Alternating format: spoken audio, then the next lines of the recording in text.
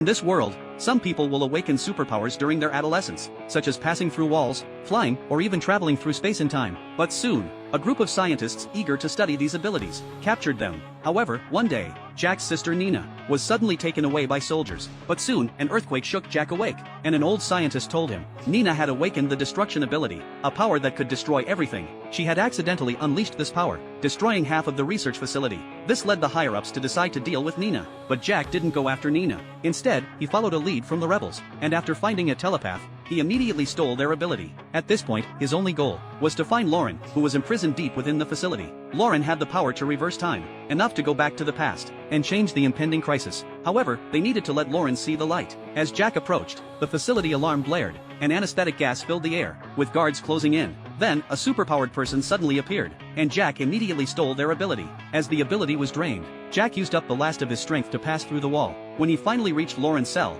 he destroyed all the restraints, but the guards arrived just in time. But Lauren suddenly opened his eyes. They were back 10 years ago. Lauren immediately went to find his friends, and using his power to sense others' abilities, he formed a superpowered alliance, and their revenge began. However, they still couldn't fight against the research facility. No matter how many times they tried, they couldn't escape their fate of being captured. Lauren believed that, to change everything, they needed the power of adults. He decided to go back to the past, remember the winning lottery numbers, raise funds, and build a powerful organization. But frequent use of his abilities gradually caused Lauren's eyesight to deteriorate. If he went blind, he would lose his abilities. So, Lauren decided to establish a school, because after puberty, abilities would fade. Everyone who needed protection during this time had to be kept safe from capture. This was Lauren's last chance, and everything proceeded according to plan. Lauren purchased a school, becoming the hidden owner, and everything was moving as expected.